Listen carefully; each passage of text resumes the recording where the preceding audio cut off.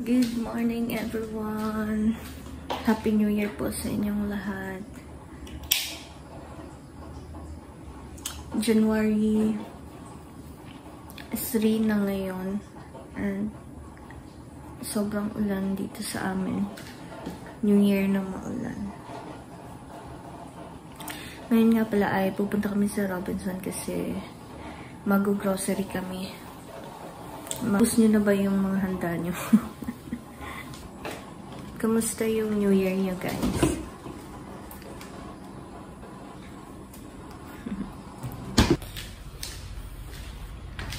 Hindi na ako nag-vlog ng New Year namin, guys, kasi nung 31 talaga ang sama ng pakiramdam ko. So, nag-celebrate kami ng New Year. Pagka-umaga na. Insert ko dito yung video kung paano kami nag-celebrate ng New Year. Kasi nung New Year dito sa Philippines, hindi kami nagsalubong kasi masama ang aking pakiramdam.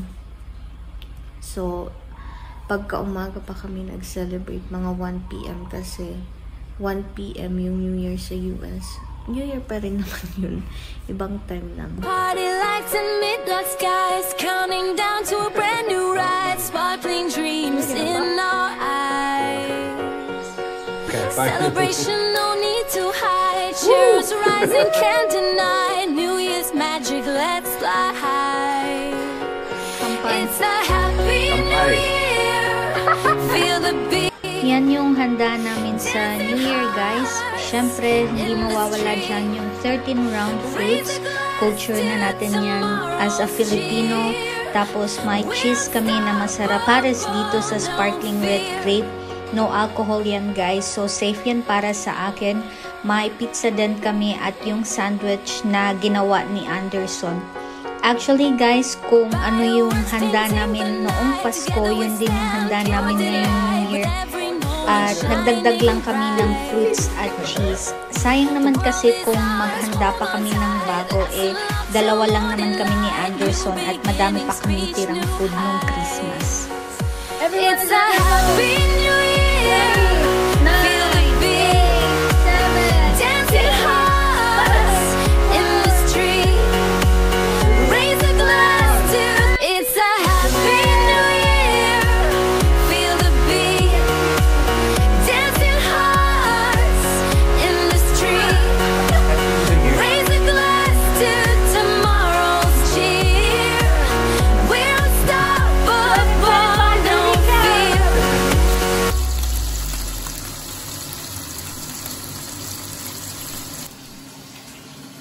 Pancake for breakfast. New Year food. Takpan natin para hindi lumamig. Let's eat, babe. This is gonna be our first weeks 2025. Yep. Starting off right. Pagkatapos nga pala naming mag-almusal, guys, ay pumunta kami ng Robinson para mag-grocery.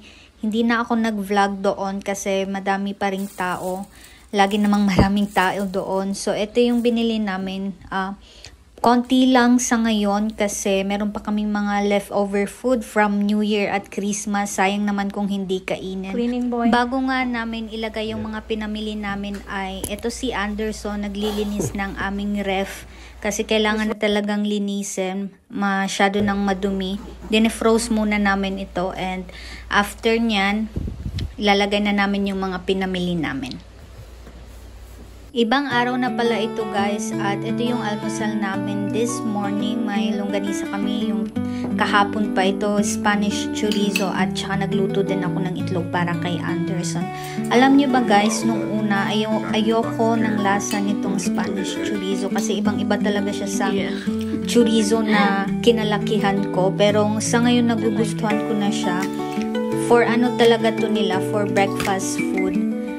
Masarap siya, guys, maanghang. Pero nung una, ayoko talaga sa lasa niya.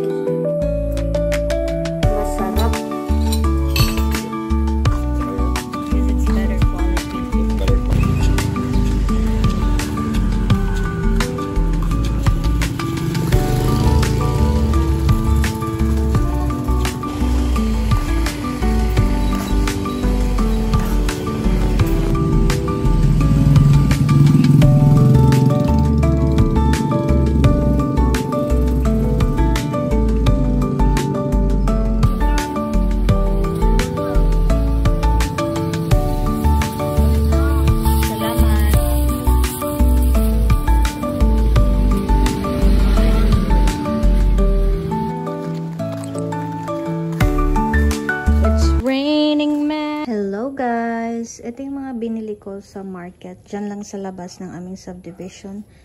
May okra ako. Kasi magsisinigang ako. Kamatis. Patatas para sa adobo. Gabi. Sitaw.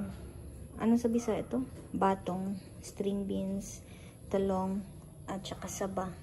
Ito yung snacks ko mamaya. May okra din ako, sili. Tapos bumili ako ng 2 tuyo. 2 lang kasi ako lang naman kumakain. Hindi si Anderson kumakain ng bulad. At lulutuin ko yan sa labas. Magandang hapon, everyone! Nagmarinate ako dito ng chicken kasi ang dinner namin today ay chicken adobo. Naglagay na pala ako dito ng soy sauce, tsaka vinegar, tapos itong bay leaves or yung laurel para mamaya lulutuin ko na lang. Nagcut na din ako ng patatas kasi gusto ko may patatas yung adobo.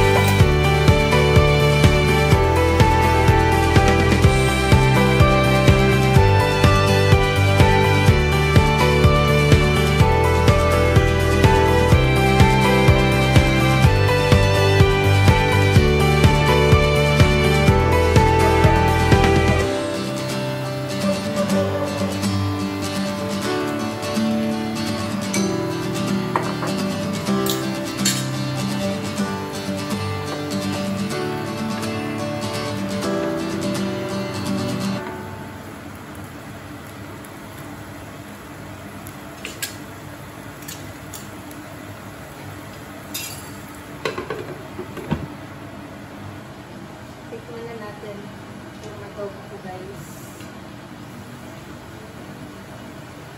Ang bango. Sobrang bango.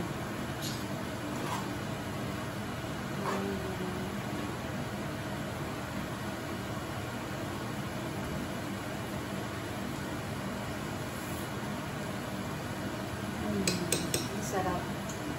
Sobrang sarap. Lalagyan ko din pala yan ng green onions.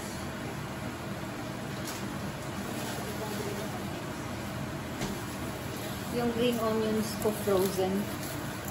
Pero lalagyan ko ng garnish green onions. Later. Kaya lang natin maluto yung patatas. Then, pwede na tayo mag-dinner.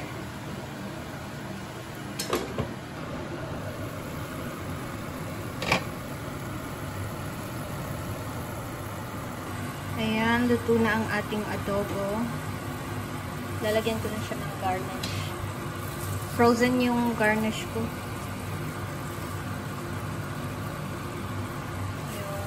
Ito.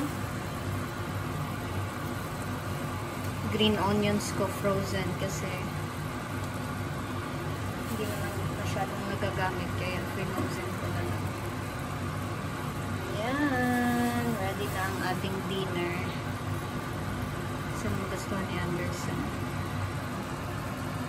Tada!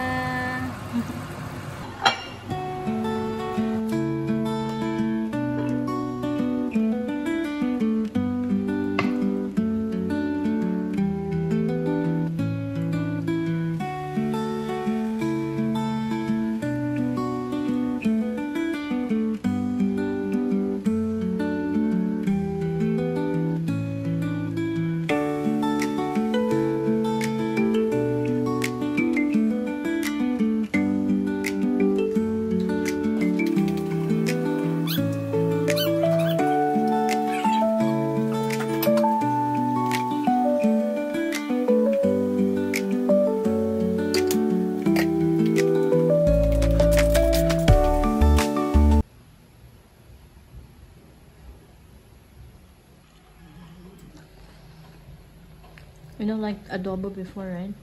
I like this. You like it? I like the onion. Very flavorful.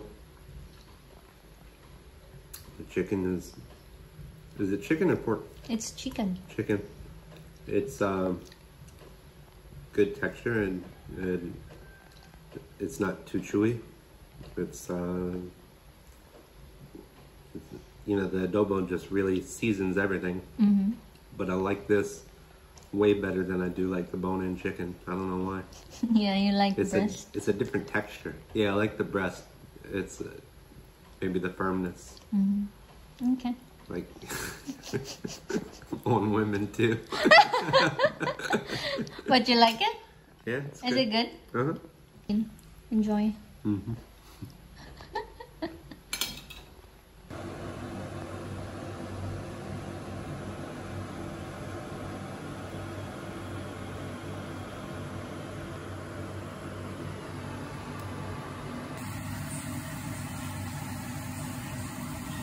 Breakfast yummy. Magandang umaga everyone. Sunday nga pala ngayon. Pupunta sana kami ng Valencia Sunday Market pero umuulan, so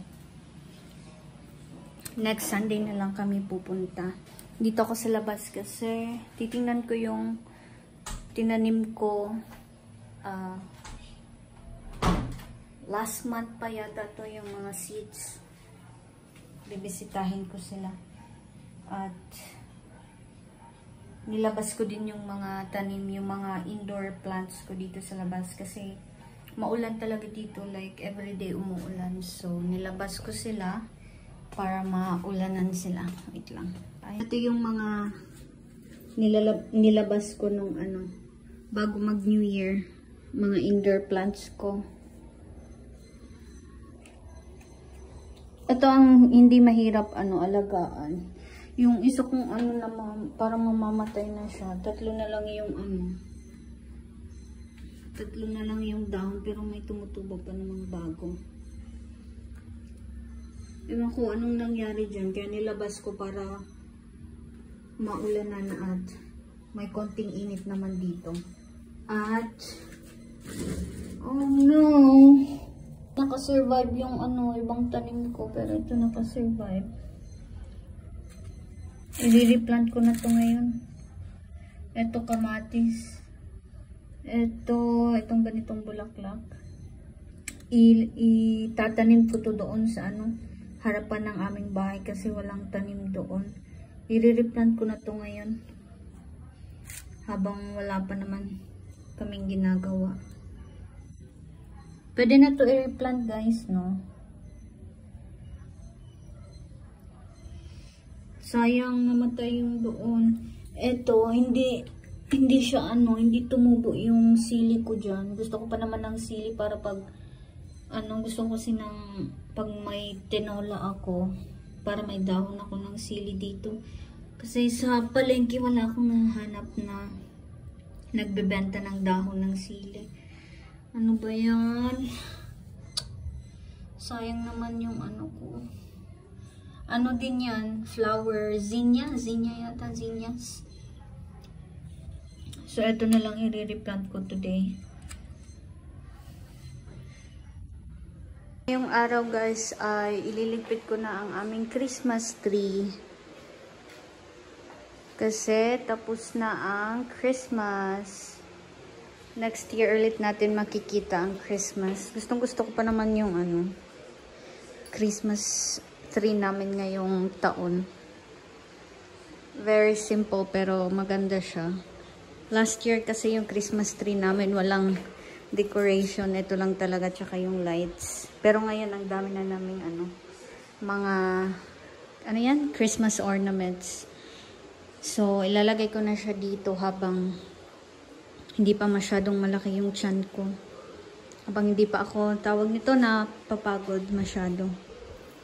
Kasi mga next month, hindi na ako masyadong magagalaw-galaw. Tas yan din, papalitan ko na yung cortina. At magmamap ako ng floor habang kaya ko pa. Pero ngayong month, guys is pupunta yung kapatid ko dito para may kasama ako.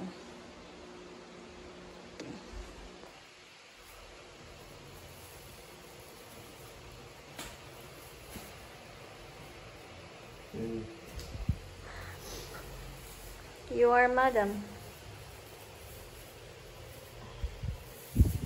Ayan guys, ngayong araw nga ang schedule namin sa pagcut ng grass dito sa harapan ng aming bahay. Usually guys, ginagawa namin ito every 3 weeks, pero dahil palaging ang umuulan dito sa amin, mabilis tumubo yung damo. So every 2 weeks na namin itong ginagawa. Mabuti na lang talaga at bumili si Anderson ng grass cutter. Napapadali nito yung trabaho namin. At hindi naman din malaki yung space ng harapan namin, pero gusto ko talaga sa harapan is malinis. And plano ko nga palang magtanim dito ng mga halaman guys, yung mga namumulaklak para maganda naman tingnan yung harapan namin. Ano kayang magandang halaman yung pwedeng itanim dito guys? Comment down below if meron kayong mga suggestions.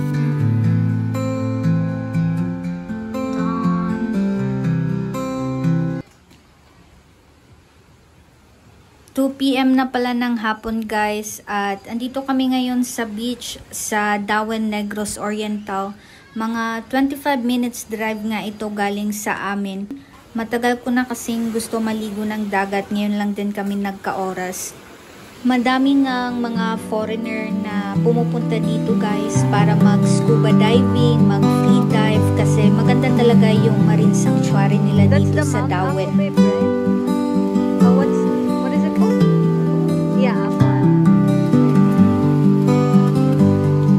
Dito nga din pala guys sa Dawen yung first scuba dive experience ko, at sobrang ang ganda ng experience ko na yun. Namimiss ko na nga guys yung mga white beaches, kasi doon sa amin sa Masbate is puting-puti talaga yung buhangin. Dito naman maitim siya, pero maganda din naman dito guys, kasi kahit maitim yung sand dito, if pumunta ka talaga sa dagat, clear yung water at hindi naman siya dumidilim if naaapakan mo yung tubig.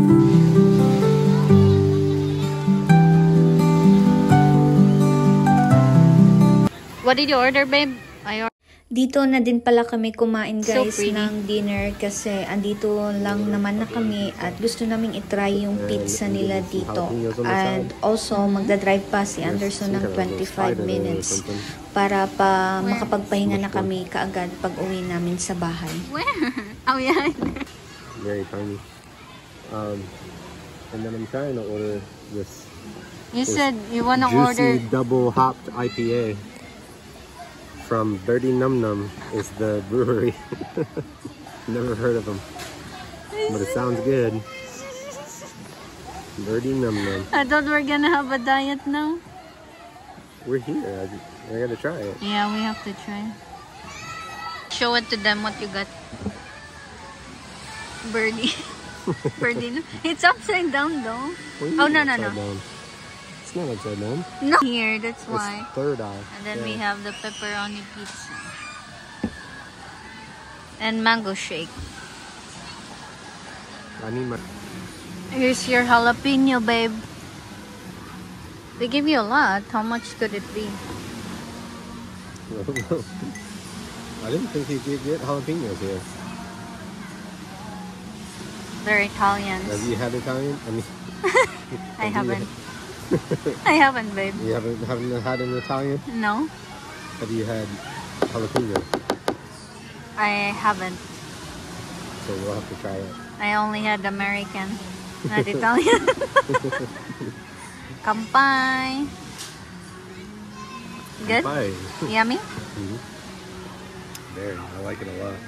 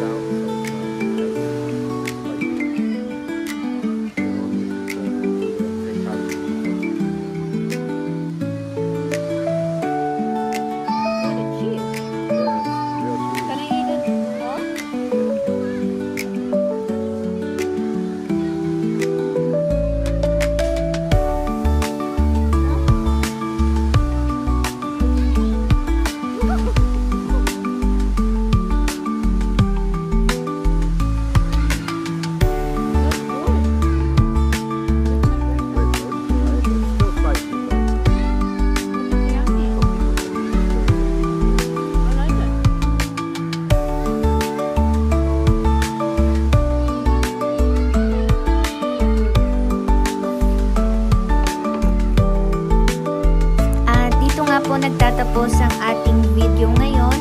Maraming salamat po sa inyong pagsuporta at panunood sa aming video.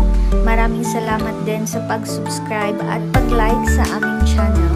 Magkita-kita po tayo sa sunod naming vlog, and Happy New Year po sa ating lahat. Yummy jalapeno.